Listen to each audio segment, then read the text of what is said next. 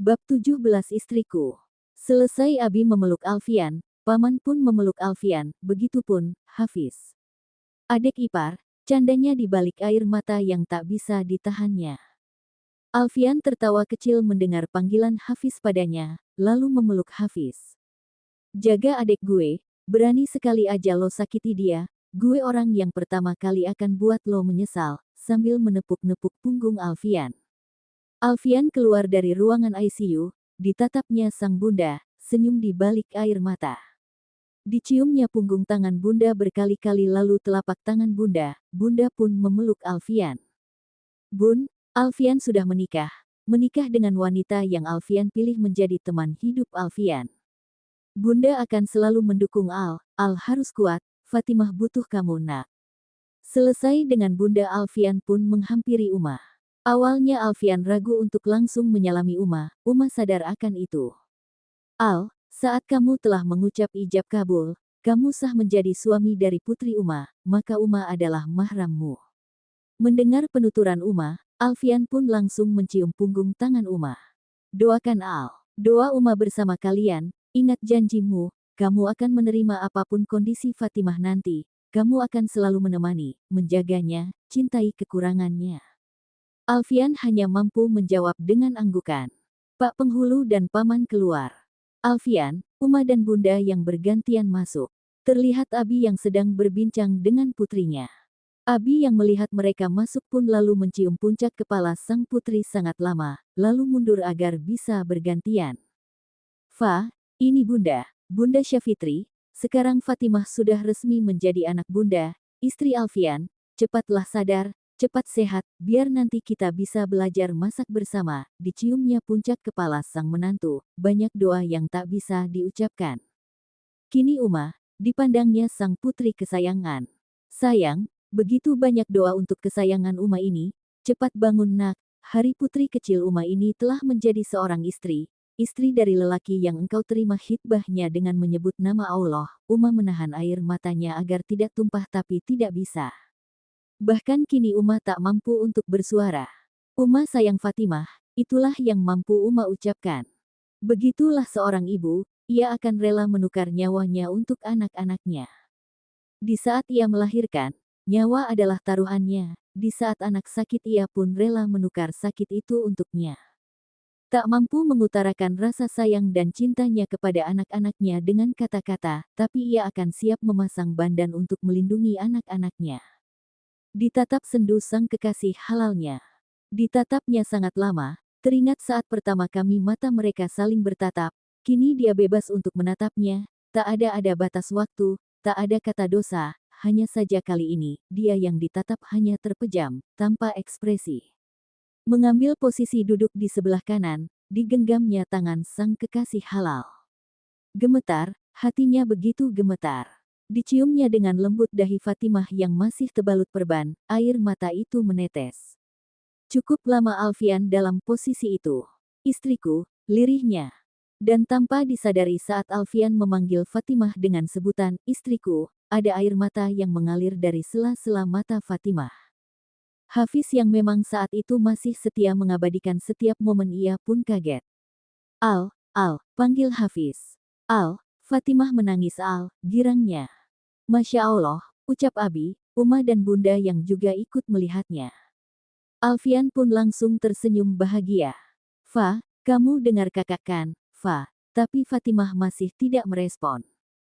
Gak apa-apa Al, setidaknya ada respon walau sesaat, itu tandanya walau dia dalam keadaan tidak sadar, tapi dia bisa merasakan kehadiran kita, ucap Abi menguatkan Alfian.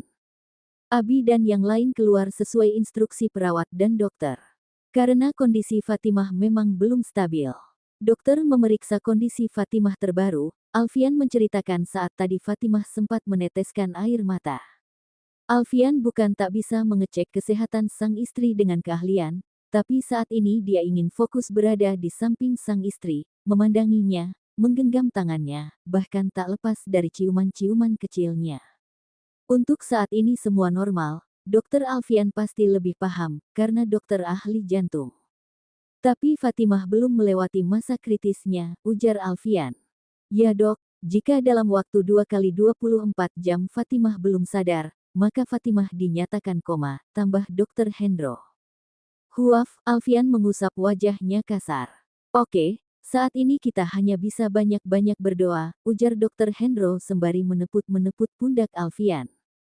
Dr. Hendro pun keluar, dan menjelaskan kondisi Fatimah di depan Abi juga. Bi, gimana ini? Khawatir Uma. Kita serahkan semua sama Allah. Kita harus kuat, Uma lihat sembari menunjuk Alfian, dia sekarang anak kita juga harus memberikan semangat. Abi, Uma makan dulu, ujar Hafiz yang baru saja datang dengan membawa beberapa kotak makanan. Oh ya Bunda Syafitri dan yang lain mana? Abi minta mereka pulang dulu, dari kemarin semua di sini, biar bisa gantian nanti. Ya udah Hafiz antar makanan dulu ke Al. Hafiz pun masuk ke ruangan Fatimah. Bi, Uma gak lapar. Uma, kalau kita tidak menjaga kesehatan kita, gimana kita bisa merawat Fatimah, yang ada nanti pada sakit semua gimana, makan walaupun sedikit. Uma pun akhirnya berusaha makan walaupun sulit untuk ia telan. Al, Fiz. Gak perlu lo genggam terus tuh tangan adik gue, gak bakal lari, ujar Hafiz dengan sedikit candaan. Bukan ia tak sedih melihat kondisi sang adik, tapi dia memang harus kuat, memberi semangat untuk semua. Dia paham, saat ini Alfian lebih terluka dibanding dengan dirinya. Bisa aja lo, balas Alfian. Makan dulu Gi, jangan bilang lo gak lapar, lo memang dokter, tapi lo tetap butuh nutrisi untuk tenaga lo. Gimana lo bisa jagain adik gue, kalau lo-nya malah sakit nanti, sembari menyodorkan kotak nasi. Alfian tersenyum kecil melihat tingkah sahabat sekaligus kakak iparnya itu. Ya begitulah Hafiz, dia punya cara tersendiri dalam memberi semangat. Gak perlu senyum-senyum, adik ipar tuh ya manut sama kakak ipar, tambahannya. Tang lo selalu ada buat gue. Gak sopan lo, panggil mas sekarang, hahaha, candanya. Alfian pun makan ditemani Hafiz. Fiz, sambil mengunyah makanan. Gak jadi, Hafiz hanya geleng-geleng. Makan aja dulu, kalau lo mau curhat nanti. Mereka pun selesai makan. Al, apa gak sebaiknya lo pulang dulu, ada gue, Abi dan Uma dan nanti bisa berganti juga. Gak Fiz, gue gak akan kemana-mana. Tapi Al, lo butuh istirahat. Gue bisa istirahat di sini. Apa lo pikir gue akan bisa istirahat saat gue jauh dari dia? Ya sih. Ya udah, gue keluar dulu. Alfian ikut keluar bersama Hafiz. Abi, Uma, sebaiknya Abi dan Uma pulang aja dulu, istirahat, besok baru ke sini lagi. Tapi Uma pengen nungguin Fatimah. Al, Uma, ada Al di sini. Uma dari kemarin udah selalu terjaga. Dan di dalam juga cuma boleh satu orang, nanti kalau ada perkembangan Al langsung berkabar. Iya Uma, Al benar, Uma di sini juga gak akan bisa tidur dalam posisi duduk terus, yang ada Uma kelelahan, nanti kita gak bisa gantian, ujar Abi. Ya Klo itu yang terbaik menurut Abi, kita pulang, Al, Uma titip Fatimah ya. Abi, Uma dan Hafiz pun pulang, waktu sudah menunjukkan waktu sholat maghrib. Alfian pun menunaikan ibadah salat maghrib. Selesai sholat Alfian melantunkan ayat-ayat Allah sembari menunggu waktu Isya. Selesai sholat Isya, Alfian kembali duduk di samping Fatimah. Dibilainya pipi Fatimah dengan lembut. Tiba-tiba ada perawat yang masuk. Dok, maaf saya mengganggu. Saya tadi dapat amanah dari Dokter Aditya untuk mengantarkan ini, sembari memberikan satu kotak makan. Oh ya sus, taruh saja. Nanti saya makan, terima kasih. Baik dok saya permisi. Fa, mimpi indahnya jangan lama-lama ya, besok kamu harus sudah bangun. Tak banyak obrolan, mungkin karena rasa lelah begitu menghampiri, akhirnya Alfian tertidur di samping sang istri. Malam berganti pagi, Alfian memeriksa kondisi Fatimah, mulai dari nadi, detak jantung, tekanan darah. Diciumnya dahi Fatimah. Sayang bangun dong. Semua udah nunggu loh, jangan lama-lama mimpi indahnya. Masih tanpa respon. Abi, Uma, Bunda, Arafah, Fatih dan juga Hafiz pun sudah berada di RSH. Alfian meninggal Fatimah di dalam, melihat keluarganya baru datang. Al, ini Bunda bawakan baju ganti. Makasih ya Bun. Kami udah sarapan. Ini Uma bawakan bekal untuk kami makan. Iya Uma, makasih, nanti Al makan. Gimana Fatimah Al, apa ada respon lagi? Tanya Abi. Alfian menggeleng. Semua melihat Fatimah dari kaca. Tak lama kemudian Dr. Hendro datang, melakukan pemeriksaan bersama Alfian juga. Alfian juga sudah menjelaskan kondisi Fatimah yang terbaru. Dokter, Hendro menggelengkan kepalanya. Alfian terduduk lemas, dan semua yang di luar ruangan pun menyaksikan dan penasaran dengan apa yang dikatakan Dr. Hendro. Al, dengan berat hati saya harus mengatakan, Fatimah koma. Air mata itu berusaha ia tahan, walau sulit. Ya sebagai dokter Alfian sangat paham keadaan ini. Dok, berapa lama? Al, kamu menanyakan sesuatu yang kamu sendiri tahu jawabannya. Sabar dan terus ikhtiar. Al, saya serahkan untuk pemeriksaan harian kepada kamu. Saya akan menangani di saat peran saya dibutuhkan, tambah Dr. Hendro. Lalu Dr. Hendro pun keluar, dan memberitahukan kondisi Fatimah saat ini. Bi, kenapa ini harus terjadi? Uma, ujar Abi dengan nada naik. Uma sedang mempertanyakan ketentuan Allah. Astagfirullah, Uma gak sanggup Bi. Dengar Abi, segala kemungkinan Dr. Hendro sudah menjelaskan dari awal, hingga kemungkinan terburuk sekalipun. Hingga Al memutuskan untuk menikahi Fatimah, dengan segala konsekuensinya. Alfian dan Abi sebagai seorang dokter sangat tahu konsekuensi ini akan terjadi jika Fatimah tidak sadar dalam 24 jam. Uma, lihat Al, dia bahkan tidak menyentuh makanan yang Abi titipkan tadi makam. Uma menatap sang menantu dan sang putri dari balik kaca ruang ICU. Kuat, dia harus kuat. Fa, kamu tahu, sering kakak menghadapi situasi ini, hal yang sama yang harus kakak jelaskan ke keluarga pasien, dan hari ini kakak yang bertanya. Kamu wanita hebat, kamu pasti bisa melewati semua ini, jika memang istri kakak ini masih ingin tetap dalam mimpinya, tenang kakak akan siap menunggu kamu terbangun. Dan, di saat kami terbangun nanti, kamu harus bersiap segera berbagi mimpi indah itu di pundak kakak. Bersiap membangun impian kita bersama, impian yang memang belum pernah kita utarakan, tapi kakak yakin, impian pasti indah. Alfian melihat keluarga yang ada di luar, Alfian pun keluar ruangan. Ia tahu pasti yang lain juga ingin berbincang dengan sang istri. Uma, mau masuk? Uma menyahut dengan anggukan. Uma dan Abi pun masuk ke ruangan. Alfian dan yang lain di luar. Bunda meminta Alfian untuk makan.